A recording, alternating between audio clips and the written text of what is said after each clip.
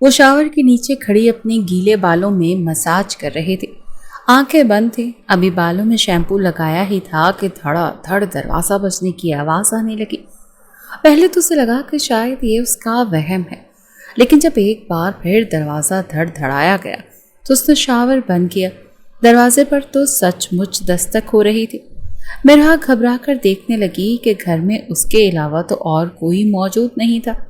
اگر یہاں سے بول کر وہ کچھ دیر انتظار کرنے کو کہتی تو دروازے تک اس کی آواز پہنچنی بھی نہیں تھی۔ نہ جانے دروازے پر کون تھا جو مسلسل دستک دیے ہی جا رہا تھا۔ جلدی جلدی اس نے اپنے بالوں پر پانی ڈالنا شروع کیا، کپڑے پہنے اور ان گیلے بالوں کو اس نے تولیے میں لپیٹ کر باہر قدم رکھا۔ پاؤں میں جوتے موجود نہیں تھے۔ تقریباً بھاگتے ہوئے دروازے تک آئی اور پھر کہنے لگی، کون ہے؟ آ رہی ہوں۔ کون سی قیامت آ گئی ہے جو دروازہ توڑنے پر تلے ہوئے ہیں آپ؟ انسان مصروف بھی تو ہو سکتا ہے۔ وہ تو جیسے پھٹی پڑی تھی۔ دوسری طرف کچھ دیر خاموشی رہی، پھر کہنے لگا، محترمہ دروازہ کھولیں۔ یہ آواز وہ تھی جو وہ ہزاروں لوگوں میں بھی پہچان سکتی تھی۔ مرحا کے چہرے کا رنگ گورے سے بدلا۔ گورا دروازے کے لاک پر ہاتھ رکھ کر کہنے لگی، آپ پھر آ گئے؟ میں نے کہا تھا نا، جیسے ہی میرے پاس کوئی اسباب بنیں گے میں آپ کو جواب دوں گی۔ بار بار میرے دروازے پر آنے کی ضرورت نہیں ہے، لوگ کیا سوچیں گے؟ باہر کھڑا وہ شخص دل فریب مسکراہٹ چہرے پر سجا کر کہنے لگا، دنیا کیا سوچتی ہے، لوگ کیا سوچتے ہیں، نہ میں نے پہلے کبھی اس پر غور کیا اور نہ اب کروں گا۔ اس وقت آپ میرے ہی گھر میں مالک بن کر بیٹھی ہوئی ہیں۔ چپ چاپ دروازہ کھولیے ورنہ میں دروازہ توڑنا بھی جانتا ہوں۔ یہ دھمکی سن کر وہ تھوڑی کچھ گھبرا سی گئی تھی۔ بال گیلے تھے اور گیلے وجود پر ہی اس نے کپڑے پہن لیے تھے۔ لان کی باریک قمیض گیلی ہونے کی وجہ سے اس کے وجود سے چپکی جا رہی تھی، مگر وہ کہتے ہیں نا کہ جلد بازی میں انسان تو سوچنے سمجھنے کی صلاحیت ہی چھوڑ دیتا ہے۔ اس شخص کی سخت آواز سن کر وہ ہڑبڑا چکی تھی۔ ہاتھ اس نے لاک پر رکھا ہوا تھا کہ تبھی وہ لاک اس کا ہاتھ لگنے سے کھل گیا، کیونکہ گیٹ کی کنڈی ویسے ہی لوز تھی۔ ایک جھٹکے سے دروازہ کھول کر دلاور خان اندر داخل ہوا۔ اس سے پہلے کہ کچھ بولتا، مرحا کو دیکھ کر اس کی زبان کو تو جیسے تالا ہی لگ گیا تھا۔ بالوں کو تولیے میں لپیٹے وہ کھڑی تھی، اس کے لب کپ کپا رہے تھے اور پانی کی بوندیں اس کے چہرے کو ابھی بھی گیلا کیے ہوئے تھی۔ گردن پر پانی کی بوندیں نیچے گلے میں جا رہی تھی اور پھر وہاں سے جہاں جہاں تک کا سفر کر رہی تھی۔ بڑی فرصت سے دلاور کی نظریں بھی وہاں تک گئی تھیں۔ ہڑبڑا کر اس نے اس تولیے کے ایک سرے کو اپنے وجود پہ رکھنا چاہا۔ کہنے لگی، میں شور مچا دوں گی، شرم نہیں آتی آپ کو؟ تن تنہا لڑکی دیکھ کر بار بار اس پر نظر رکھنے کے لیے آ جاتے ہیں، آپ چلے جائیں یہاں سے۔ وہ اس کے منہ پر دروازہ بند کرنے لگی، مگر وہ دروازے میں ہاتھ رکھ کر اندر آ چکا تھا اور وہیں اس دروازے کو لاک کر دیا۔ جیسے جیسے وہ آگے بڑھ رہا تھا، مرحا کے قدم پیچھے ہٹ رہے تھے۔ ایک ہاتھ آگے بڑھا کر اس نے تولیے کو بھی کھینچ دیا تھا، جس سے اس کے گیلے بال اس کے شانوں پر پھیلتے چلے گئے۔ مرحا کی آنکھوں میں آنسو آئے۔ دلاور ہنس کر کہنے لگا، میری بات مان کیوں نہیں لیتی؟ کیوں بار بار میرے دل پر چھریاں چلاتی ہو؟ تمہیں شاید پیار کی بات سمجھ نہیں آتی۔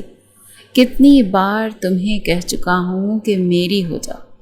ایک طرف تم میری ہوگی اور ادھر یہ سارا کرایہ معاف کر دوں گا۔ کیوں اپنی نازک سی جان پر مجھ سے ظلم کروانا چاہتی ہو؟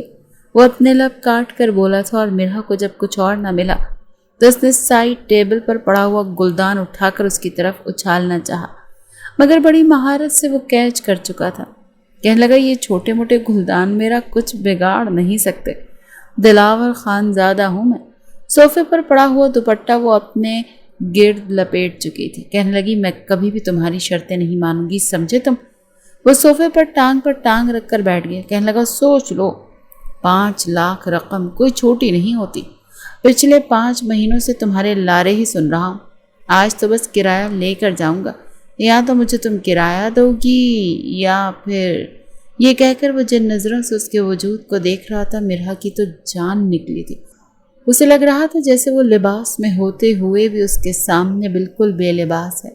مرحا کی آنکھوں سے آنسو بہہ رہے تھے۔ اس وقت اس کے پاس کھانے کے لیے بھی پیسے نہیں تھے اور وہ شخص کو کرایہ کہاں سے دیتی؟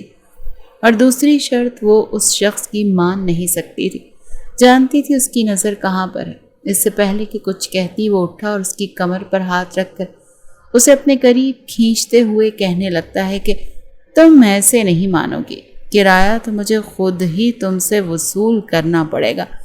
میرا اس سے پہلے کہ کچھ کہتی دلاور خانزادہ اس پر جھکا تھا، اور اس سے پہلے کہ وہ اس کے لبوں پر اپنے ریحان دماغ ٹھیک ہے آپ کا؟ آپ جانتے بھی ہیں آپ کیا کہہ رہے ہیں؟ کوئی بھی غیرت مند مرد ایسی بات نہیں کرتا جو آپ اس وقت مجھ سے کہہ رہے ہیں۔ اس کی آواز ایک دم سے اونچی ہوئی تھی۔ اپنے سامنے اپنی بیوی کی آواز اونچی ہوتی دیکھ کر ریحان کا پارا ہائی ہوا تھا۔ اگلی پل غصے سے اسے دیکھ کر کہنے لگا، اتنی تمہاری ہمت کہ مجھ سے چلا کر بات کرو گی؟ میں نے کچھ غلط نہیں کہا؟ یہ کوئی گاؤں نہیں ہے، شہر ہے، شہر، اور یہاں پر یہ پارٹیاں ایسی ہی ہوتی ہیں۔ تم اپنے یہ پھٹے پرانے طرز کے کپڑے پہن کر اس پارٹی میں نہیں جاؤ گے۔ وہاں پر میرے سارے دوست کلیگ ہوں گے۔ سر نے بڑے بڑے بزنس پارٹنرز کو بھی بلایا ہے اور میرے دوست تم سے ملنا چاہتے ہیں۔ تم اگر اپنی وہی پھٹی پرانی شلوار قمیض اور وہ بے رنگ سا دوپٹہ اور برقع پہن کر جاؤ گی تو میری کیا عزت رہ جائے گی؟ دیکھو، میں تمہارا شوہر ہوں۔ جب مجھے کوئی مسئلہ نہیں ہے تو تمہیں کیا ہے؟ ہاں، اتنی تم ستی ساوتری جو خود کو 7 پردوں میں چھپا کر رکھو گی۔ ریحان کے الفاظ مرحا کے وجود کو چھلی کر چکے تھے۔ وہ اس پر غصہ تو نہیں کرنا چاہتی تھی، مگر جو بات ریحان اسے کہہ رہا تھا وہ مان بھی نہیں سکتی تھی۔ آنکھوں میں موٹے موٹے آنسو آ چکے تھے اور وہ بار بار اس ڈریس کو دیکھتی اور پھر ریحان کو۔ ریحان نے اسے ویڈیو لگا کر دے چکا تھا کہ یہ دیکھ لو، یہ ساڑی ایسے پہنی جاتی ہے اور یہ بلاؤز یہ ایسے بند ہوتا ہے۔ دھیان سے دیکھ لو، کوئی گڑبڑ مت کرنا، سمجھی؟ جلدی سے تیار ہو جاؤ، پھر ہم آدھے گھنٹے تک نکلیں گے۔ یہ کہتا وہ اپنے کپڑے لے کر واش روم جا چکا تھا اور مرحا وہیں صوفے پر ڈھیسی گئی تھی۔ اسے سمجھ نہیں آ رہا تھا کہ آخر ریحان چاہتا کیا ہے۔ اس وقت ریحان جو کپڑے اس کے لیے لے کر آیا تھا وہ کہیں سے بھی مناسب نہیں تھے جنہیں پہن کر وہ پارٹی میں جا سکتی۔ یہ ایک سرخ اور گرے رنگ کے کنٹراسٹ کی ساڑی بنی ہوئی تھی، انتہائی چمکیلی بھڑکیلی۔ دکھنے میں تو اچھی تھی، مگر یہ ساڑی اتنی باریک تھی کہ اگر وہ پہنتی تو اس کا وجود اس میں واضح نظر آ سکتا تھا۔ جو بلاؤز اس کے ساتھ موجود تھا وہ بھی بڑا عجیب سا تھا، سلیو لیس تھا اور اسے کہیں سے بھی پورا نہیں آ رہا تھا۔ اگر وہ اسے پہن بھی لیتی تو اس کا پیٹ اور کمر تھوڑا بہت تو نظر آ ہی جاتا۔ پھر وہ ساڑی کا پلو اس کی سفید دودھیا رنگت پر تو مزید قیامت ڈھا رہا تھا۔ آج تک اس نے فراک اور قمیض ٹراؤزر کے علاوہ کچھ پہنا نہیں تھا۔ اسے تو یہ بھی ڈر تھا کہ کہیں ریحان ناراض نہ ہو جائے۔ وہ چپ چاپ اٹھی اور ریحان کے آنے کے بعد وہ باتھ روم میں نہانے کے لیے جا چکی تھی۔ جیسے ہی ساڑی پہن کر وہ باہر آئی تو ریحان اس وقت کمرے میں موجود اپنے بالوں میں کنگھی کر رہا تھا۔ اسے دیکھ کر تو اس کی آنکھیں کھلی کی کھلی رہ چکی تھی۔ وہ ساڑی تو پہن آئی تھی اور لگ بھی قیامت رہی تھی، مگر ساڑی کے پلو کو اس نے خود کے گرد یوں لپیٹ رکھا تھا کہ کہیں سے بھی نہ اس کا بازو اور نہ اس کا سینہ کچھ بھی دکھائی نہیں دے رہا تھا۔ ریحان اسے باہوں میں بھرتا ہوا اس کے گالوں پر اپنے لب رکھ چکا تھا۔ وہ کہنے لگا، مرحا میری جان، اس پلو کو ایسے نہیں لینا بلکہ ایسے لینا ہے۔ وہ پلو کو بالکل سمیٹتا کچھ اس انداز سے اس کے کاندھے پر پھینک چکا تھا کہ وہ ایک پٹی بن کر اس کے کاندھے پر گرا تھا۔ اس کی کمر کی رانائیوں کو مختصراً واضح کر چکا تھا۔ اس ساڑی میں اس کے وجود کے نشیب و فراز سب کچھ واضح تھے، اور یہ دیکھ کر تو وہ شرما ہی چکی تھی۔ کہنے لگی، میں اس حالت میں تو نہیں جا سکتی، وہاں پر مرد بھی ہوں گے، مجھے شرم آئے گی۔ مگر ریحان اسے زبردستی آئینے کے سامنے بٹھا چکا تھا۔ اس کے بالوں میں کنگھی کرنے لگا، بلور سے اس کے بال سکھانے لگا۔ ہلکا پھلکا میک اپ کر کے بھی وہ قیامت ڈھا رہی تھی۔ اسے شرم آ رہی تھی، مگر ریحان اسے بالکل کسی فلم کی ہیروئن کی طرح بنا کر اپنے ساتھ پارٹی میں لے آیا تھا۔ بار بار وہ اپنا پلو اپنی کمر اور بازو پر ڈالنے کی کوشش کر رہی تھی اور ریحان اسے ہٹا رہا تھا۔ پارٹی میں پہنچتے ہی کہنے لگا، خبردار کوئی گڑبڑ کی تو اگر میرے باس تم سے بات کریں تو تم بات کرو گی، اگر کوئی تمہیں ہنس کر بات کرے گا تو تم بالکل ویسے ہی رویہ رکھو گی، کسی بھی طرح کا کوئی ڈرامہ مت کرنا۔ وہ چہرے پر مصنوعی مسکراہٹ اور دل میں نہ جانے کتنے غم لیے آگے بڑھی تھی۔ جو بھی اسے دیکھ رہا تھا بس دیکھتا ہی جا رہا تھا۔ اس کے حسن سے تو وہاں پر آئی لڑکیاں بھی جیلس ہو رہی تھیں۔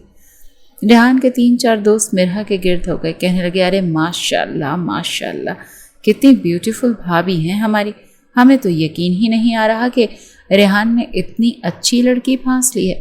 ارے بھائی ریحان، تمہاری تو موجیں لگ گئیں، تبھی ہم کہیں کہ جب تم صبح آفس آتے ہو تو تمہاری آنکھیں سوجی ہوئی کیوں ہوتی ہیں اب سمجھ آئے کہ بھابھی تمہیں سونے ہی نہیں دیتی ہوں گی۔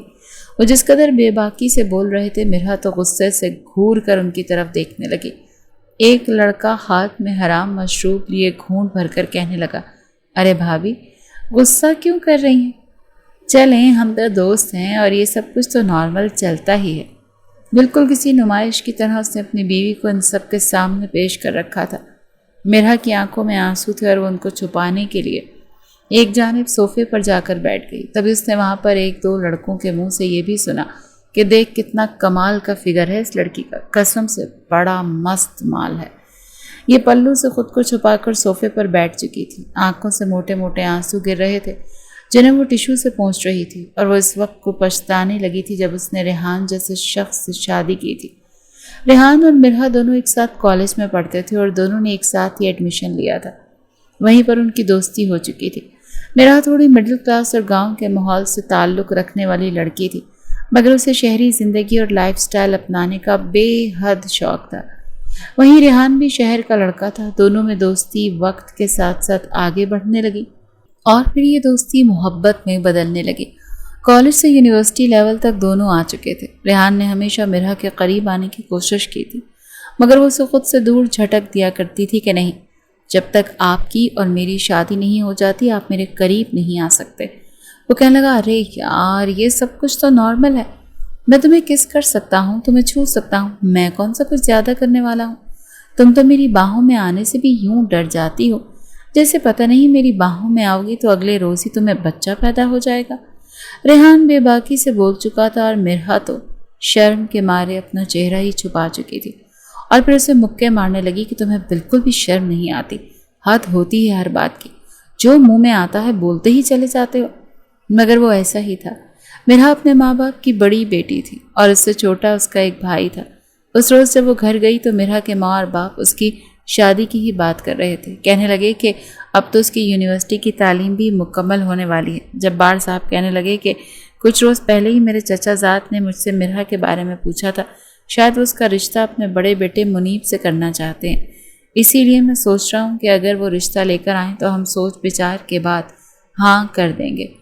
ویسے بھی اچھے کھاتے پیتے لوگ ہیں، ہماری بچی خوش رہے گی، گاؤں میں ان کی ایکڑوں پر محیط زمین ہے، ہماری بچی کو کسی چیز کی کمی نہیں آنے دیں گے۔ یہ سب سن کر تو مرحا گھبرا چکی تھی۔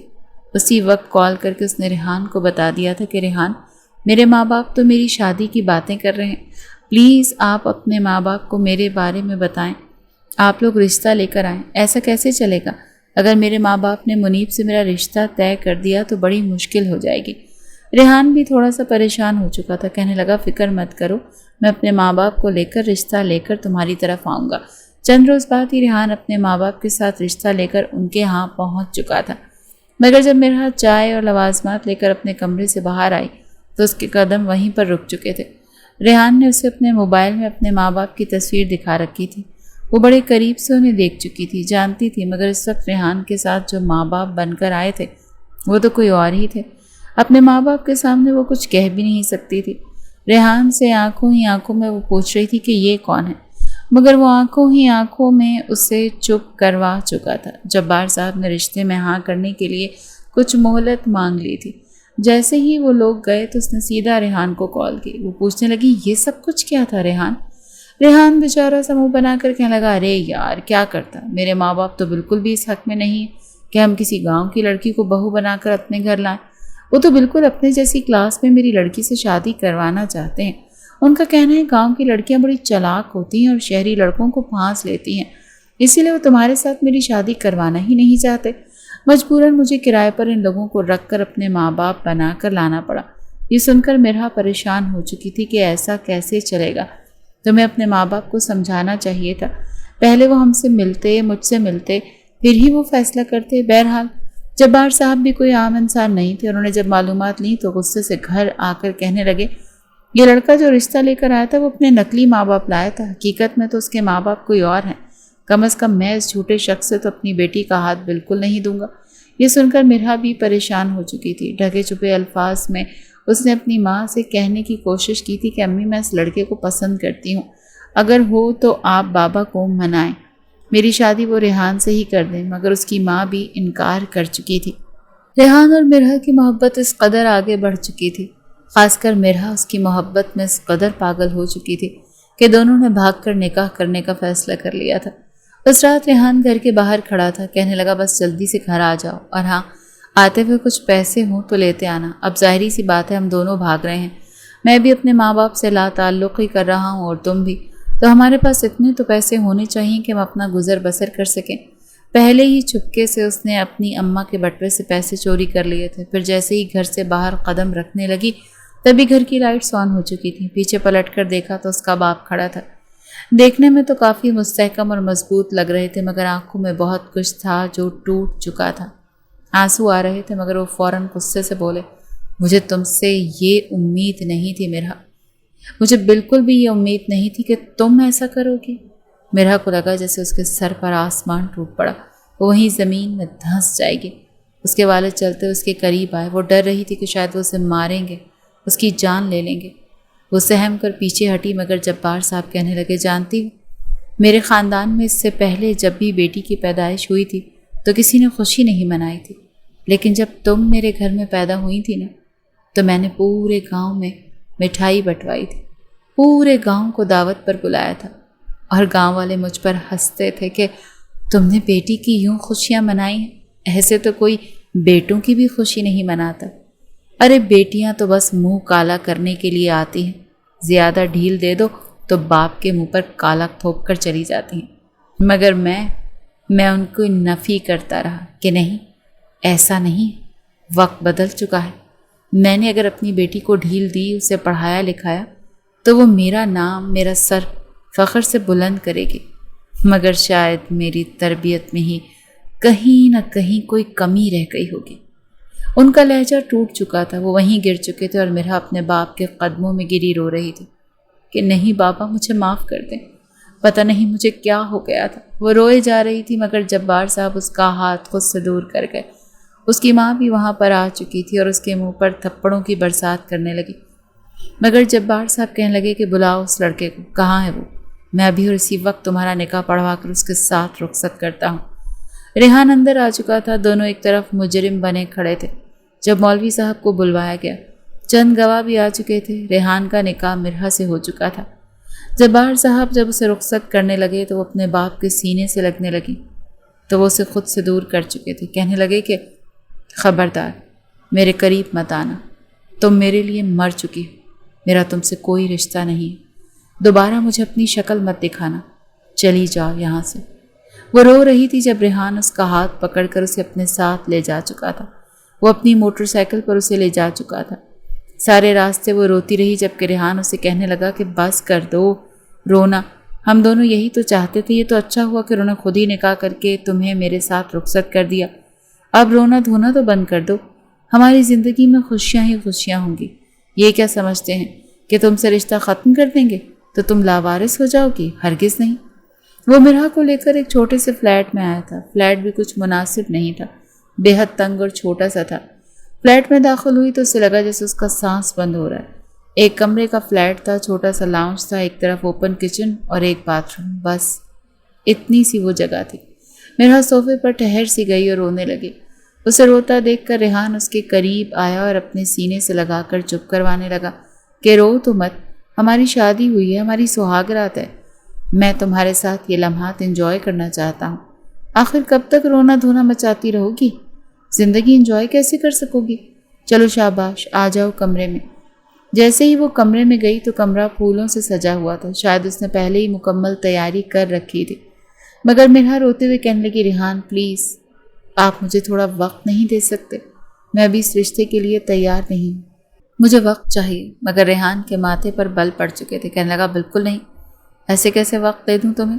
اتنا انتظار کیا ہے میں نے تمہارے قریب آنے کے لیے، پچھلے 6 سال سے میں تمہیں جانتا ہوں، کالج ساتھ پڑھا ہوں، یونیورسٹی ساتھ کی، ایک بار بھی تم نے مجھے چھونے نہیں دیا۔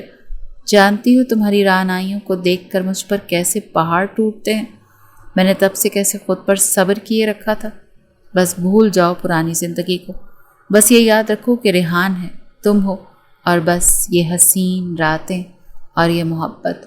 وہ اسے کمر سے تھام کر اپنے قریب کر چکا تھا اور پھر دھیرے دھیرے اس کے گالوں اور پھر لبوں پر اور پھر گردن پر اپنی شدتیں لٹانے لگا۔ جیسے جیسے وہ اس پر اپنا لمس نچھاور کر رہا تھا، مرہا بھی سرشار سی ہونے لگی تھی۔ نہ جانے کیوں دل میں ایک عجیب سی کسک رہ گئی، جیسے اس نے جو کچھ کیا غلط کیا اور بہت ہی جلد وہ اس کے لیے پچھتائے گی، مگر وہ اپنا آپ اسے سونپ چکی تھی۔ پوری رات وہ اس پر اپنی شدتیں لٹاتا رہا، اس پر اپنی محبتیں نچھاور کرتا رہا۔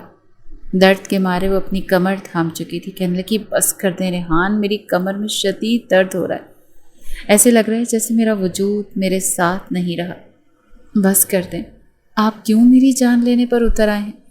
ریحان ہنس کر کہنے لگا، میری جان تم ہو ہی اتنی حسین اور میں تم سے دور رہ نہیں پا رہا۔ پھر وہ ہنس کر اٹھا اور اسے پین کلر لا کر دی، تب اسے اپنی باہوں میں بھر کر گہری نیند سو چکا تھا۔ درد کے مارے مرہا کو تو نیند ہی نہیں آئی تھی، بس ایسے ہی جاگتے ہوئے چھت کو تکنے لگی۔ وقت گزرتا گیا، نہ جانے کب اس کی آنکھ لگی تھی۔ اگلے روز دوپہر 2 بجے اس کی آنکھ کھلی۔ ریحان فلیٹ میں ہی موجود تھا، فون پر کسی سے بات کر رہا تھا۔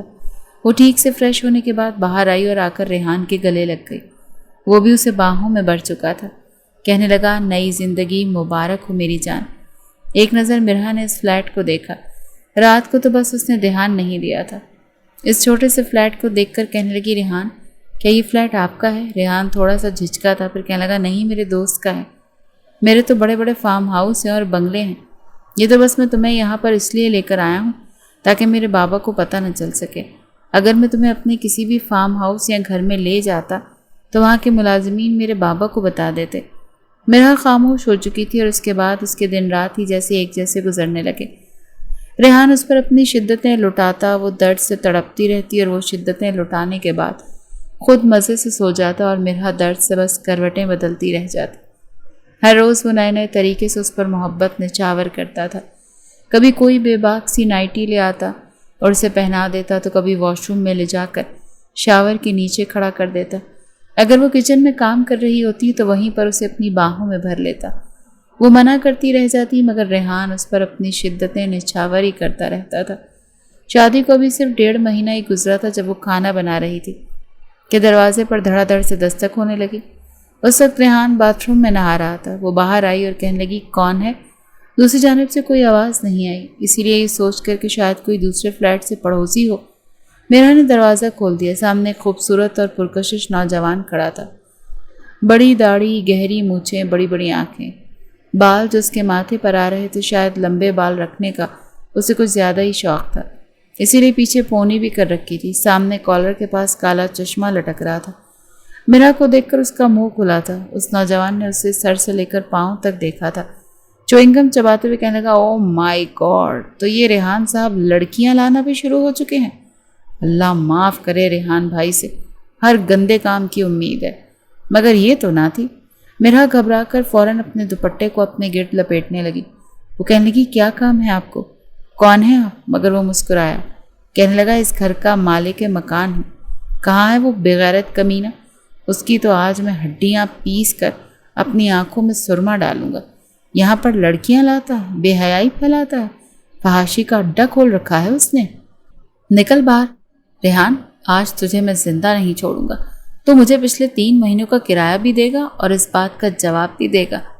اور تو لڑکی شکل سے تو بڑی شریف لگ رہی ہے، تجھے بھی میں پولیس کے حوالے کرتا ہوں تاکہ تیرے سارے کالے چٹھے کھل کر سامنے آئیں اور تیرے پیچھے کون ہے وہ بھی پکڑا جائے گا۔ مرہا تو اپنے کانوں سے دھواں نکلتا ہوا محسوس ہونے لگا تھا۔ وہ رونے لگی تھی، ہاتھ جوڑتے ہوئے کہنے لگی کہ نہیں پلیز، آپ غلط سمجھ رہے ہیں، آپ کو ایسا کیوں لگ رہا ہے، آپ ایسے کیوں کہہ رہے ہیں؟ ریحان تو میرا شوہر ہے، ہم نے شادی کی، آپ مجھے اتنا غلط کیسے سمجھ سکتے ہیں؟ تو ریحان نے شادی کی ہے؟ اس کے الفاظ سہرا کر اسے جیسے شوق سا ہوا تھا۔ وہ کہنے لگا، اس ریحان نے شادی کی ہے؟ یہ سڑک چھاپ بے روزگار جو دوسروں سے مانگ تانگ کر کھاتا ہے، اس نے شادی کیسے کر لی؟ اس کی بات سن کر مرہا تھوڑی متذبذب سی ہوئی تھی، کہنے لگی، نہیں، آپ کو کوئی غلط فہمی ہوئی ہے، آپ غلط سوچ رہے ہیں، وہ تو بڑے امیر ہیں، بڑی بڑی کوٹھیاں، بنگلے، ان کے فارم ہاؤس ہیں، یہاں پر تو وہ مجبوری کے تحت رہ رہے ہیں، صرف میرے لیے۔ مگر وہ اس لڑکی کو دیکھ کر شاید کچھ سمجھ چکا تھا۔ تب تک ریحان آ چکا تھا۔ اپنے سامنے دلاور کو دیکھ کر تھوڑا سا گھبرایا، پھر کہنے لگا یہ کیا بدتمیزی ہے؟ تمہیں تمیز نہیں ہے؟ کس کی اجازت سے تم گھر میں داخل ہوا؟ کرایہ لینا ہے تو باہر کھڑے ہو کر بھی تو لے سکتے تھے۔ وہ کہنے لگا بس بس، زیادہ چالاکی مت دکھاؤ، شادی کرنے کے لیے تمہارے پاس پیسے نکل آئے، بیوی کے خرچے پورے کرنے کے لیے تمہارے پاس بڑے پیسے ہیں، لیکن پچھلے 3 مہینوں کا جو کرایہ تم نے دینا ہے وہ، چل شاباش کرایہ نکال، اور بھی جو تو نے میرے باپ سے ادھار پیسے لیے تھے سارے نکال، ادھر میرے ہاتھ پر رکھ، ورنہ آج میں تیرا ایک گردہ نکال کر ضرور لے جاؤں گا، کم از کم پیسے تو پورے ہوں گے۔ وہ ہڑبڑی میں ادھر ادھر چلتا سامنے میز پر رکھے ہوئے فروٹ کی ٹوکری سے چاقو اٹھا چکا تھا۔ چاقو کی نوک ریحان کی طرف کرتے ہوئے وہ بولا تو ریحان ہڑبڑا چکا تھا۔ وہ شخص کس قدر سائیکو تھا یہ وہ جانتا تھا۔ ریحان فوراً سے کہنے لگا دیکھو بھائی، جیسے ہی مجھے جاب ملی تو میں تمہارے سارے پیسے دے دوں گا، لیکن فی الحال پلیز یہاں سے چلے جاؤ، میری حالت پر رحم کھاؤ۔ مرہا تو دیدے پھاڑے اسے دیکھ رہی تھی کہ یہ سب کچھ کیا تھا۔ دلاور ایک نظر مرہا کو دیکھنے کے بعد وہاں سے جا چکا تھا، جبکہ وہ ریحان کو سوالیہ نظروں سے دیکھ رہی تھی۔ ریحان سر پکڑ کر بیٹھ گیا، پھر کہنے لگا میں نے تم سے جھوٹ بولا تھا، میں کوئی امیر باپ کی اولاد نہیں، میرے باپ نے تو دوسری شادی کر رکھی ہے اور بس اپنا سب کچھ اپنی دوسری اولاد اور بیوی پر لٹاتا رہتا ہے۔ یہ فلیٹ میں نے کرائے پر لیا ہوا تھا، سوچا تھا نوکری مل جائے گی تو سارے قرضے اتار لوں گا، لیکن کمبخت نوکری ابھی تک نہیں ملی۔ قسم سے جیسے ہی نوکری ملی نا ایک اچھی کمپنی میں، تمہیں سارے قرضے اتار دوں گا اور تمہیں بہت خوش رکھوں گا۔ مرہا پر تو جیسے آسمان ٹوٹ پڑا، تو یعنی اب تک جو خواب اسے دکھائے گئے تھے وہ سب کچھ جھوٹ تھا۔ اس نے ریحان کو شرم دلانا چاہی تھی، مگر ریحان الٹا اسی پر چڑھ دوڑا تھا کہ دیکھو اب زیادہ میرے ساتھ بدتمیزی کرنے کی کوئی ضرورت نہیں ہے، بیوی ہو تم میری، رہنا ہے تو رہو ورنہ دفع ہو جاؤ واپس اپنے ماں باپ کے پاس۔ نہ تو تم جہیز میں کچھ لے کر آئی، نہ کچھ تمہارے باپ نے دیا ہے، تو شکر کیا ہوگا کہ اس کو جہیز نہیں دینا پڑا، خالی ہاتھ تمہیں اسی جوڑے میں میرے ساتھ روانہ کر دیا، الٹا تم یہاں پر میرے سامنے ایٹیٹیوڈ دکھا رہی ہو۔ میرا خاموش ہو چکی تھی، اسے اندازہ ہو رہا تھا کہ 6 سال اس نے جس شخص کے ساتھ برباد کیے وہ عقل کی کتنی اندھی تھی، اس نے کتنا غلط فیصلہ کیا تھا۔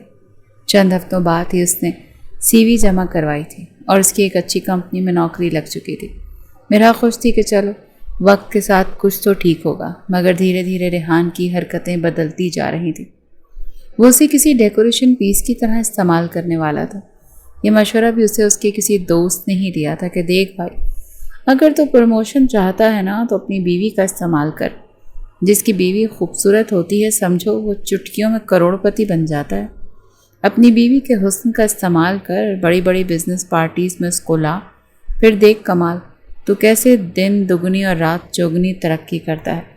ریحان کو ویسے بھی مرہا کے حسن میں ہی دلچسپی تھی، اس سے زائد مرہا کیا سوچتی ہے، وہ کیا سمجھتی ہے، اس سے کوئی لینا دینا نہیں تھا۔ خود وہ اس کے ساتھ ہر رات رنگین کر چکا تھا اور دھیرے دھیرے اب اس کے وجود سے بیزار بھی ہونے لگا تھا۔ مرہا اپنے مستقبل کے بارے میں سوچتی وہاں پر بیٹھی تھی، جب نشے میں دھت ریحان کے تو دوست اس کے دائیں بائیں آ کر بیٹھ گئے۔ وہ کہنے لگے ارے بھابھی جی کتنی حسین ہیں آپ، اپنا تھوڑا حسن ہم پر بھی نچھاور کر دیں۔ اس وقت وہاں پر ناچ گانا چل رہا تھا، اسٹیج پر ڈانسرز ناچ رہے تھے اور ان لوگوں نے اپنی جیبوں سے بہت سے نوٹوں کی گٹیاں نکال کر مرہا پر نچھاور کرنا شروع کر دی تھی۔ مرہا کی تو جان لبوں پر آئی تھی، وہ رونے لگی تھی۔ اس نے ایک شخص کے منہ پر تھپڑ مار دیا تھا، کہنے لگی شرم نہیں آتی آپ کو، یہ کیسی گندی حرکتیں کر رہے ہیں آپ۔ وہ دونوں بھی غصے سے وہاں پر کھڑے ہو چکے تھے، ریحان بھی وہاں پر آ چکا تھا، اچھا خاصا تماشا لگ چکا تھا۔ کہنے لگے کیسی بیوی ہے تمہاری، ارے بھابھی جی کے پاس آ کر بیٹھے ہیں، ان سے باتیں کر رہے ہیں اور یہ ہمیں تھپڑ مار رہی ہیں۔ ان میں سے ایک باس کا بیٹا تھا جو غصے سے مرہا کو دیکھنے لگا۔ باس بھی غصے میں آ چکا تھا، کہنے لگا ریحان یہ سب کچھ کیا ہے؟ اگر تمہاری بیوی اتنے پرانے خیالات کی تھی تو تمہیں اسے یہاں پر لانے کی کیا ضرورت تھی؟ اس کی ہمت کیسے ہوئی میرے بیٹے سے بدتمیزی کرنے کی؟ وہ غصے سے پاگل ہو چکا تھا۔ مرہا کے ہاتھ کو پکڑ کر وہاں سے لے گیا اور گھر لاتے ہی اس پر اندھا دھند مار پیٹ شروع کر دی۔ وہ اس کا گلا اس قدر زور سے دبا چکا تھا کہ مرہا کو اپنا سانس بھی رکتا ہوا محسوس ہونے لگا۔ اس کا سانس بند کر کے وہ اس پر تھپڑوں کی برسات کرتا رہا۔ اس کے ہونٹ پھٹ چکے تھے اور ناک سے خون آنے لگا تھا۔ وہ روئے جا رہی تھی کہ پاگل مت بنو، میری بات سمجھو، وہ میرے ساتھ غلط رویہ رکھ رہے تھے۔ کوئی بھی شریف لڑکی یہ برداشت نہیں کر سکتی۔ میں تو تم سے شادی کر کے پچھتا رہی۔ اس بات پر ریحان اس پر مزید ہاتھ اٹھا رہا تھا۔ اس سے میں وہ اس قدر پاگل ہو گیا تھا کہ اس نے مرحا کے وجود پر موجود اس ساڑی کو کھینچ کر پھاڑنا شروع کر دیا تھا۔ وہ اسے بالکل ہر ایک پردے سے آزاد کر چکا تھا۔ اس قدر سخت ہاتھ لگائے تھے کہ اس کے وجود پر کھروچیں پڑ چکی تھیں اور پھر جانوروں کی طرح اس پر ٹوٹ پڑا تھا۔ تکلیف اور اذیت کیا ہوتی ہے اس وقت مرحا برداشت کر رہی تھی۔ اس کے ساتھ اس نے اس قدر درندوں والا سلوک کرنے کے بعد کہنے لگا، میں اب تمہیں طلاق دیتا ہوں، طلاق دیتا ہوں، طلاق دیتا ہوں۔ وہ 3 بار یہ کہہ چکا تھا۔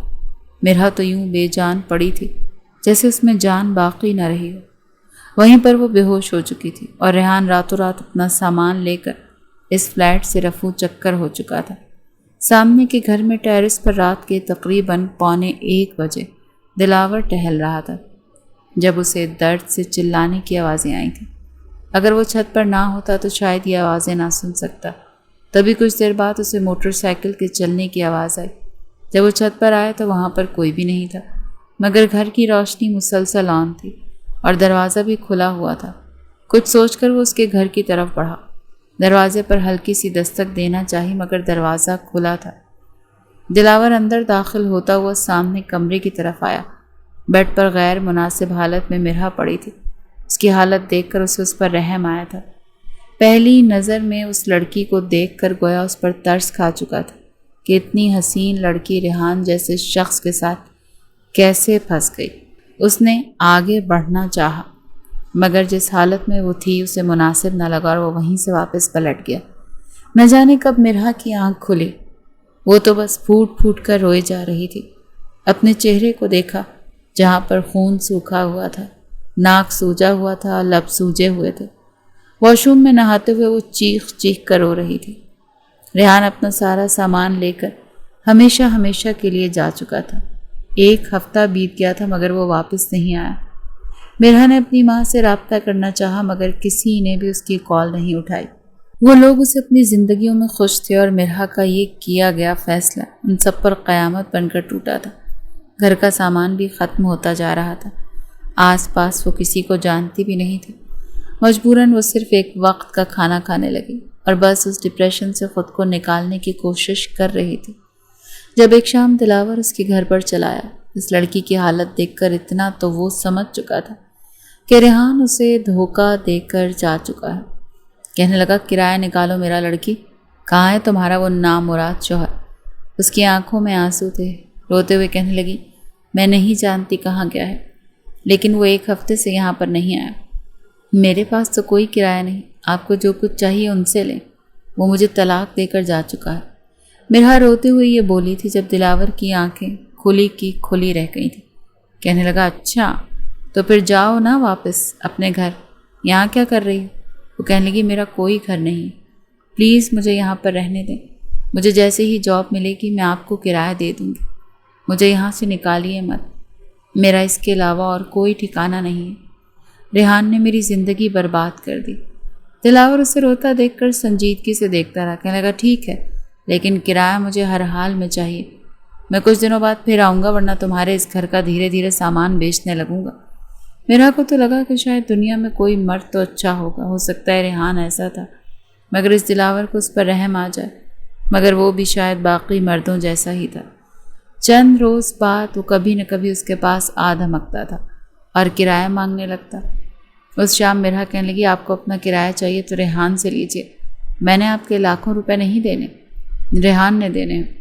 وہ غصے سے کہنے لگا، بی بی 2 مہینے تو تم یہاں پر تمہیں رہتے ہوئے بھی ہو گئے، دیکھو میں نے تمہیں 2 مہینے کا راشن بھی لا کر دیا اور وہ پیسے بھی تمہارے سر پر ہیں، چپ چاپ میرے پیسے نکالو ورنہ میں یہاں سے جانے نہیں والا۔ وہ صوفے پر لیٹ کر بولا تھا اور مرحا کا جی چاہا کہ وہ ٹیبل اٹھا کر اس کے سر پر دے مارے۔ پھر اس سے کہنے لگی کہ دیکھیے، آپ مجھے کہیں نوکری دلوا دیجیے، مجھے جو پیسے ملیں گے وہ میں آپ کو دے دوں گی۔ یہ سن کر وہ اٹھ کر بیٹھا، چہرے پر ایک مسکراہٹ آئی، کہنے لگا کہ اچھا، تمہیں میں ایک ایسا کام بتاؤں جسے کر کے تم یہاں پر مفت میں رہ سکتی ہو؟ مرحا چونکی تھی، کہنے لگی کہ اچھا، ایسا کیسے ممکن ہے؟ اس کے قریب آیا اور چہرے کے قریب جھک کر کہنے لگا، تم میری بیوی کیوں نہیں بن جاتی؟ جیسے ہی تم میری بیوی بنو گی تمہیں کرایہ معاف کر دوں گا۔ مرحا کو لگا جیسے آسمان ایک بار پھر اس پر قہر برسانے کو تیار ہے۔ وہ کہنے لگی، آپ مردوں نے مجھے سمجھ کیا رکھا ہے؟ پہلے ریحان میری زندگی برباد کرتا رہا اور اب آپ کیا سمجھتے ہیں کہ تنہا عورت کو دیکھیں گے، بھڑکائیں گے اور اپنے نکاح میں لے لیں گے؟ ریحان نے جو کچھ کیا آپ بھی میرے ساتھ ایسے کریں گے اور پھر ٹیشو پیپر کی طرح استعمال کر کے چلے جائیں گے؟ آپ جیسے لوفر لفنگے شخص سے آخر شادی کرنا کون چاہتا ہے، جس کو اتنی بھی تمیز نہیں کہ لڑکی کی عزت کیا ہوتی ہے؟ ایک لڑکی تنہا گھر میں رہتی ہے اور آپ اس کے گھر میں آ دھمکتے ہیں۔ آس پاس کے لوگ دیکھیں گے تو کیا کہیں گے؟ دلاور اپنے کان کھجاتے ہوئے کہنے لگا کہ وہ تبھی تو کہہ رہا ہوں کہ دیکھے گا کسی میں ہمت نہیں ہے کہ مجھے کچھ کہے، باتیں تو تم پر ہی آئیں گی نا۔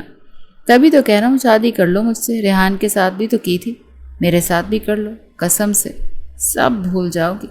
دلاور کی بات سن کر مرحا غصے سے پاگل ہو چکی تھی، کہنے لگی مر جاؤں گی مگر آپ سے شادی نہیں کروں گی۔ وہ کہنے لگا اچھا چلو پھر نکالو 5 لاکھ روپے ابھی کے ابھی، ورنہ تمہیں میں پولیس کے حوالے کر دوں گا۔ اس کی دھمکی سن کر اس پر کوئی اثر نہیں ہوا، کہنے لگا کہ ٹھیک ہے کر دیں پولیس کے حوالے۔ دلاور اسے یوں روتا دیکھ کر اندر تک ٹوٹ رہا تھا۔ اس لڑکی پر تو وہ پہلے دن سے ہی دل ہار بیٹھا تھا اور بس کسی بھی طرح سے ریحان کے چنگل سے چھڑانا چاہتا تھا۔ جو حالت اس کی ریحان نے کر دی تھی، جی تو چاہتا تھا کہ وہ ریحان کے ٹکڑے ٹکڑے کر دے، اور اپنے خاص آدمیوں کو اس نے ریحان کو ڈھونڈنے پر بھی لگا دیا تھا۔ دراصل یہ اس کے والد کے فلیٹس تھے جہاں پر کئی لوگ رہ رہے تھے۔ جب بھی کوئی شخص کرایہ دینے سے انکار کرتا تو وہ اپنے سب سے چھوٹے سپوت دلاور خانزادہ کو ہی بھیجتے تھے، کیونکہ یہ شروع ہی سے زیادہ انتہائی گھمنڈی اور عجیب و غریب حرکتیں کرنے والا تھا۔ سب گھر کے افراد اسے چڑیا گھر سے بھاگا ہوا بندر کہتے تھے، کیونکہ گھر میں بھی یہ یوں ہی ادھم مچایا کرتا تھا۔ مگر اس لڑکی کو دیکھ کر تو جیسے اس کی نظریں وہیں ٹک چکی تھی۔ وہ بس کسی بھی طرح اس سے شادی کرنا چاہتا تھا، اسے اپنا بنانا چاہتا تھا۔ اس کے ماضی میں اس کے ساتھ کیا ہوا تھا کیا نہیں ہوا تھا اس سے کوئی فرق نہیں پڑتا تھا۔ ابھی وہ کھڑی رو رہی تھی جب کھلے ہوئے دروازے سے پڑوس کی عورتیں اندر چلی آئیں۔ کہنے لگی یہ کیا حیا بیچ آئی ہو، شرم نہیں آتی تجھے؟ شوہر پتہ نہیں اتنے دنوں سے کہاں چلا گیا، پتہ نہیں وہ تیرا شوہر تھا بھی کہ نہیں۔ ہر وقت تم لوگوں کے گھروں سے لڑائی جھگڑے کی آوازیں آتی رہتی تھیں، اور اب تم مالک مکان کے ساتھ کیا کر رہی ہو؟ دلاور ان عورتوں کو دیکھ کر کہنے کا کیوں؟ میرے ہاتھوں خود کی بوٹی بوٹی ایک کروانا چاہتی ہوں؟ تم لوگوں کا قیمہ بنا کر تم لوگوں کے شوہروں کو ہی فرائی کر کے کھلا دوں گا، نکلو یہاں سے۔ وہ تھوڑی سی ہڑبڑائی تھی، پھر کہنے لگی ہاں جب بھی آتے ہو ایسی ہی عجیب و غریب دھمکیاں دیتے ہو۔ تم خود کو شاید کسی ہندی فلموں کا ہیرو سمجھتے ہو نا، مگر تم جو بھی کہو یہ لڑکی اب یہاں پر رہے گی نہیں۔ بہت دیکھ لیا میں نے تمہیں، پہلے جو تمہارا چکر مہینوں سے لگتا تھا اب تم ہر ہفتے یہاں پر آ دھمکتے ہو۔ آدھی رات کو بھی تمہیں ہم یہیں پر ڈیرے ڈالے ہوئے دیکھتے رہتے ہیں۔ بہتر ہے اس لڑکی کو چلتا کرو، اگر اتنی اچھی لگتی ہے تو اس سے شادی کر لو۔ مرحا بھی گھبرائی تھی، اس وقت اسے کچھ بھی سمجھ نہیں آ رہی تھی۔ وہ کہنے لگا کہ تم لوگ جاؤ گے یا ابھی کے ابھی تم لوگوں کا سامان اٹھا کر فلیٹ سے باہر نکالوں؟ بلا وجہ دوسروں کی زندگی میں دخل اندازی مت کیا کرو۔ اور خالہ، تم جو اس لڑکی پر انگلیاں اٹھا رہی ہو، اپنی بیٹی کا نہیں پتا؟ نکڑ والے حمزہ کے ساتھ کل کھڑی گپے ہانک رہی تھی، مجھے دیکھ کر فوراً بھاگ گئی۔ پورا 50 روپے میرے ہاتھ پر رکھا اس نے کہ میری اماں کو مت بتانا۔ لو بھلا، ایک تو میں تیری عزت کے لیے چپ ہوا تھا، ورنہ 50 روپے میں تو آج تک کوئی تھپڑ نہیں مار کے جاتا۔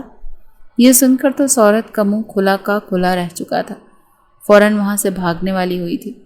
باقی عورتیں بھی وہاں سے نکلی تھیں، جبکہ وہ مرحا کو دیکھ کر کہنے لگا اسی لیے کہہ رہا ہوں، عزت کی روٹی کھانی ہے تو مجھ سے شادی کر لو۔ نکاح کرنے کا کہہ رہا ہوں، مفت میں 3 راتیں اپنے ساتھ سونے کا نہیں کہہ رہا، سمجھی؟ مرحا کا تو سر گھوم کر رہ چکا تھا۔ جس طرح وہ بولتا تھا واقعی کسی فلم کا غنڈہ ہی لگتا تھا۔ اسے یہ ڈر تھا کہ جس طرح اس کا رویہ ہے یقیناً اس کے گھر میں باقی کے لوگ بھی ایسے ہی ہوں گے۔ اسے اس لڑکے پر اعتبار کرنا چاہیے یا نہیں جو کبھی بھی کہیں بھی آدھمکتا ہے؟ اسے تو بات کرنے کی بھی تمیز نہیں، مگر اس کے علاوہ اس کے پاس کوئی چارہ بھی نہیں تھا۔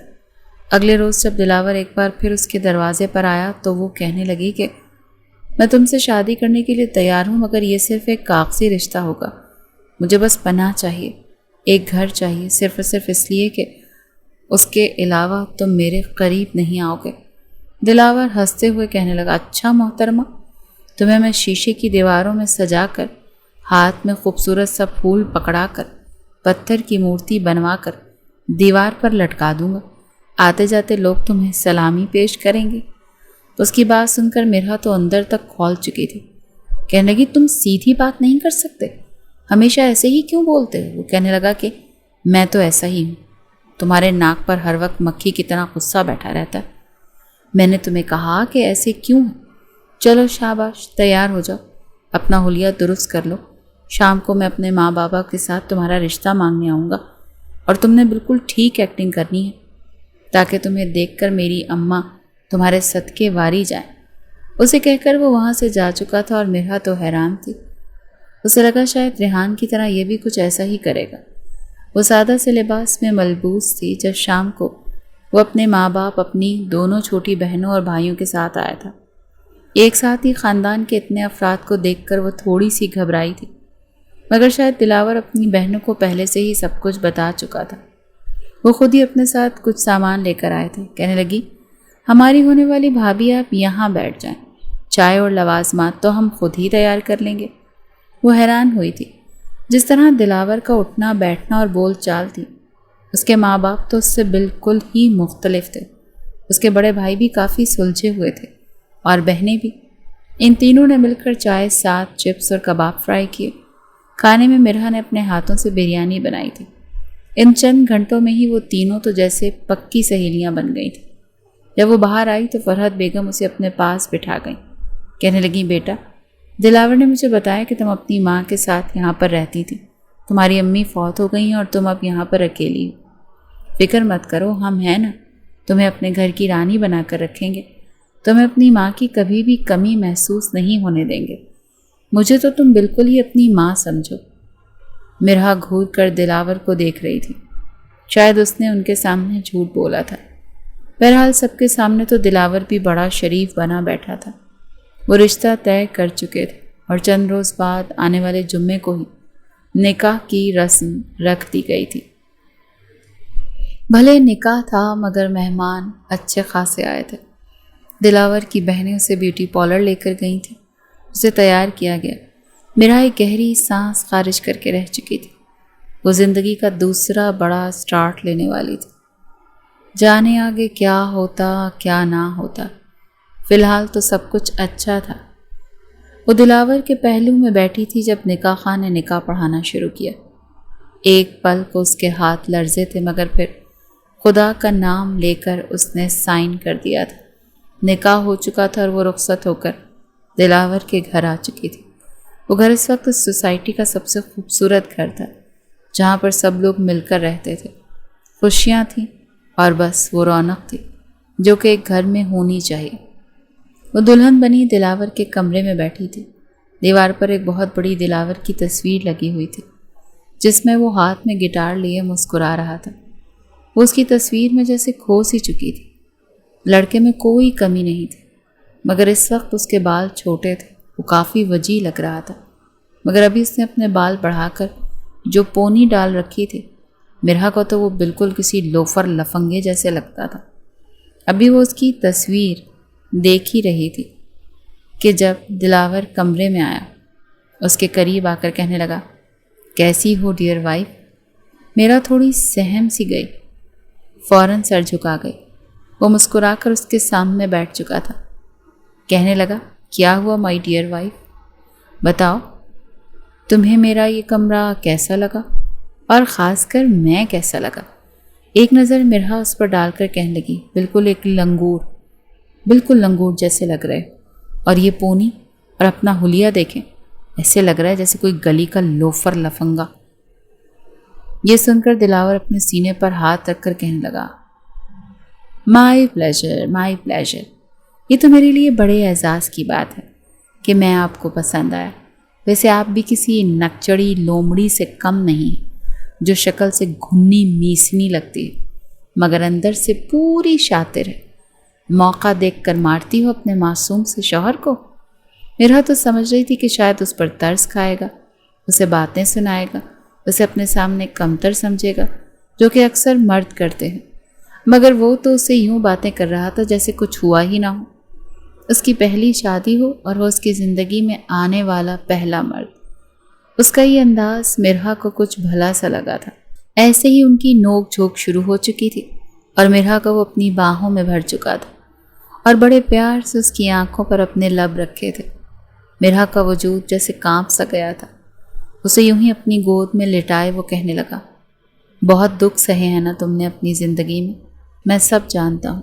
اگر میرے بس میں ہوتا تو میں تمہیں اتنی تکلیف جھیلنے ہی نہیں دیتا۔ بس قسمت نے یہ ستم کیا ہے کہ مجھے پہلے تمہاری زندگی میں نہیں آنے دیا، ورنہ میں تمہارے سارے آنسو چوم لیتا۔ مرحا کی آنکھیں بھیگ چکی تھیں۔ بے ساختہ اسے ریحان کی وہ دی ہوئی اذیتیں یاد آنے لگیں، مگر پھر وہ اپنا چہرہ دلاور کے سینے میں چھپا چکی تھی۔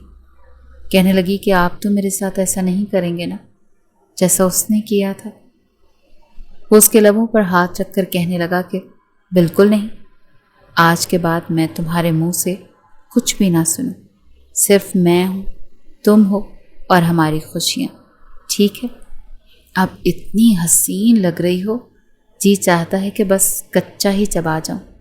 چینج کر کے آؤ، اتنی گرمی میں اتنے کپڑے بھڑکیلے پہن رکھے ہیں، گرمی نہیں لگ رہی تمہیں؟ جاؤ ہلکا سوٹ پہن کر آؤ۔ میرا تو حیران تھی، اسے لگا تھا شاید یہ بھی ریحان ہی کی طرح کرے گا، مگر وہ تو اسے بالکل فریش کر چکا تھا۔ دونوں بیڈ پر بیٹھے تھے، وہ اس سے باتوں میں ہنس رہا تھا، نہ جانے کہاں کہاں سے باتیں نکال کر لے آتا اور وہ ہنس دیتی۔ شاید وہ مرحا کو بدلنا چاہتا تھا۔ اس رات اس نے مرحا کو ہاتھ بھی نہیں لگایا تھا، بس اسے باہوں میں بھر کر سو چکا تھا۔ اگلی صبح کچھ رشتہ دار اس سے ملنے کے لیے آئے تھے اور اسے دیکھ کر چاند تارے کی جوڑی کہنے لگے تھے۔ وہیں پر اسے پتہ چلا تھا کہ دلاور خانزادہ تو ایک سائیکائٹرسٹ ہے اور شہر میں ایک بڑے ہسپتال میں وہ ہفتے میں 2 دن جا کر اپنی ڈیوٹی سر انجام دیتا ہے۔ مرحا حیران تھی، وہ اسے کیا سمجھ رہی تھی اور وہ کیا نکلا تھا۔ دھیرے دھیرے اس نے اس کے بال بھی کٹوا دیے اور باقی جو عجیب و غریب فیشن کے نام پر وہ کرتا رہتا تھا وہ بھی ختم کروا دیے تھے۔ زندگی میں حقیقی معنوں میں خوشیاں کیا ہوتی ہیں، مرحا کو اب محسوس ہو رہا تھا۔ ایک روز اس نے خود کو تیار کیا تھا صرف اور صرف دلاور کے لیے۔ دلاور جب اسپتال سے آیا تو انتہائی خوبصورت سی میکسی میں مرکوز تھی۔ اسے دیکھ کر دلاور جیسے دیکھتا ہی رہ گیا، کہنے لگا، ارے آج تو لگتا ہے ہماری وائف ہم پر قیامت ڈھائے گی۔ اتنا خوش، اتنی تیاری، وہ بھی میرے لیے؟ سوچ لیں، کہیں بعد میں آپ پر جب میری محبت کی برسات ہوئی تو آپ برداشت ہی نہ کر پائیں۔ مسکرا کر وہ اس کے قریب آ چکی تھی، کہنے لگی کہ نہیں، ایسا کچھ نہیں ہوگا۔ آپ کی والدہ محترمہ مجھ سے بار بار پوتے کی فرمائش کر رہی ہیں، تو سوچا کہ کیوں نہ ان کو یہ خوشخبری دے ہی دی جائے۔ وہ شرارت سے اسے کہتی ہوئی اپنی انگلیاں اس کے بالوں میں پھیر چکی تھی۔ دلاور تو جیسے اس کی حرکت پر سرشار سا ہوتا جا رہا تھا، کہنے لگا کہ ہر شوہر کی بیوی اگر ایسی ہو جائے نا تو قسم سے میاں بیوی کے جھگڑے ہی ختم ہو جائیں۔ یہ کہتے ہوئے وہ اسے باہوں میں بھر چکا تھا، اسے اپنی گود میں اٹھا کر خود ہی دیوار سے لگا چکا تھا اور پھر اس کی گردن پر اپنے لب رکھنے لگا۔ پورے کمرے میں اس کی محبت بھری سسکاریاں گونج رہی تھیں کہ تبھی دروازے پر دستک ہوئی۔ بھائی باہر آئیں، ابو آپ کو بلا رہے ہیں۔ وہ ہڑبڑا کر اس سے الگ ہوا تھا، کہنے لگا، اچھا آتا ہوں۔ دونوں ہی شرما چکے تھے۔ سب نے مل کر ایک ساتھ کھانا کھایا تھا، بیٹھ کر باتیں کی تھی۔ جب وہ اپنی ساس سسر اپنے دیور جیٹھ کو مسکراتے ہوئے دیکھ رہی تھی نندوں کو دیکھ رہی تھی تو اسے اپنے ماں باپ اور بھائی یاد آ رہا تھا۔ ان کے ساتھ گزرے لمحات یاد کر کے اس کی آنکھوں میں آنسو سے آ چکے تھے جو دلاور سے چھپے نہ رہ سکے۔ وہ کمرے میں جا کر اپنے آنسو صاف کرنے لگی تو دلاور اسے اپنی باہوں میں بھر گیا۔ کہنے لگا، یہ رو کیوں رہی ہو؟ بس بات بات پر رونا کیوں شروع کر دیتی ہو؟ کل سارا دن میں تمہارے ساتھ گزاروں گا اور ہم باہر گھومنے چلیں گے تاکہ تمہارا موڈ فریش ہو۔ مرحا مسکرا چکی تھی۔ اگلے روز وہ اسے اپنے ساتھ لیے اس کے ماں باپ کے گھر لے گیا تھا۔ کئی مہینوں بعد اپنے مائکے کو دیکھ کر وہ کانپ سی گئی تھی۔ کہنے لگی، نہیں دلاور، میں ادھر نہیں جاؤں گی، پلیز ایسا مت کریں۔ مگر وہ کہنے لگا، نہیں تم جاؤ گی اور میں لے کر جاؤں گا۔ اس کا ہاتھ پکڑ کر اندر لے کر آ رہا تھا اور وہ نفی میں سر ہلا رہی تھی۔ سامنے ہی اس کی ماں تھی، برتن میں چاول ڈال کر صاف کر رہی تھی۔ وہ برتن ان کے ہاتھ سے چھوٹ گیا۔ شور سن کر اس کے بھائی اور باپ بھی آ چکے تھے۔ اسے اپنے سامنے دیکھ کر اور دلاور کو ساتھ دیکھ کر وہ حیران تھے۔ اس کی ماں تو سینے سے لگا کر رونے لگی، جبکہ جبار کہنے لگا کہ یہ لڑکا کون ہے؟ وہ اپنے باپ کے پیروں میں ایک بار پھر گر کر معافی مانگ رہی تھی۔ کہنے لگی، بابا، میں نے آپ کا دل دکھانے کی کوشش کی تھی نا، شاید یہ اسی کی سزا ملی۔ میں نے بہت اذیتیں، بہت تکلیفیں سہی۔ مجھے اندازہ ہو گیا تھا کہ ماں باپ کی عزت روندنے والی لڑکیوں کے ساتھ کیا کچھ ہوتا ہے۔ وہ روتے ہوئے اپنے ماں باپ کو ڈھکے چھپے الفاظ میں بتا چکی تھی، اور پھر دلاور کو اس کی زندگی میں آ کر مدد کرنا۔ وہ یہ بھی بتا چکی تھی اپنی بیٹی کو اس قدر اذیتوں سے گزرتا دیکھ کر جبار صاحب تو ایک گہری سانس خارج کر کے رہ گئے تھے۔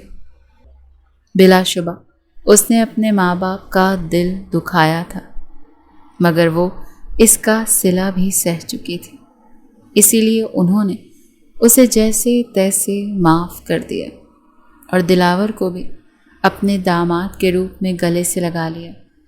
مرحا تو اپنی قسمت پر حیران ہو رہی تھی۔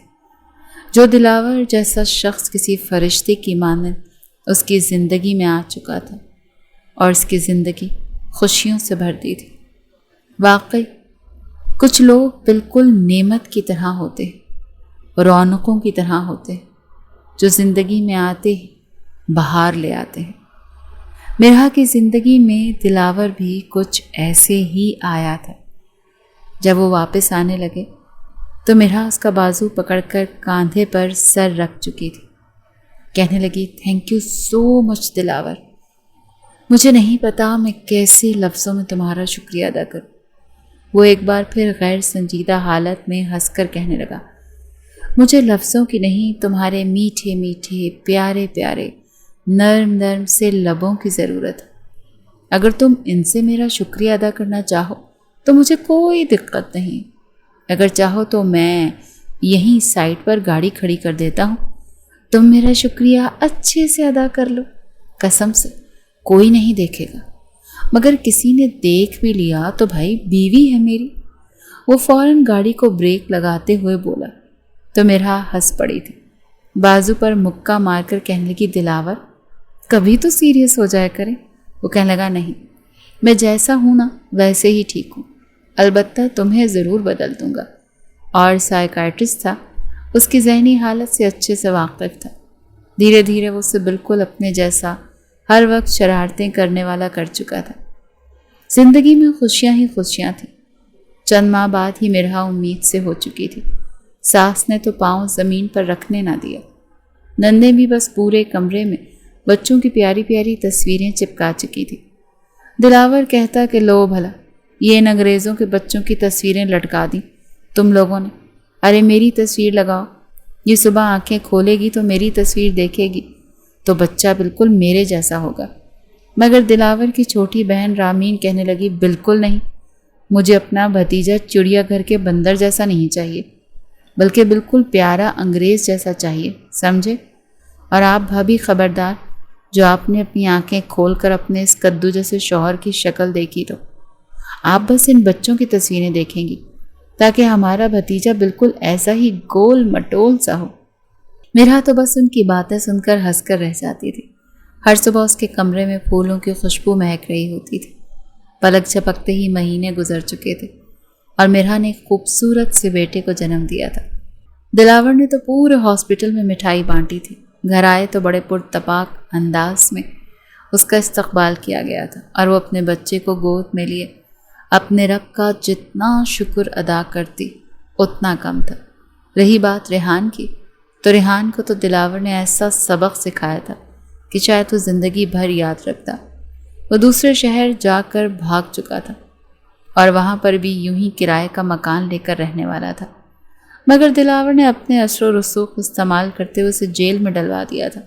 اس پر پہلے بھی فراڈ اور دھوکے کے بہت سارے کیسز تھے، اسی لیے وہ لمبی قید میں اندر گیا تھا، جبکہ مرہا اپنے بچے اور دلاور کے ساتھ ہنسی خوشی اپنی زندگی گزار رہی تھی۔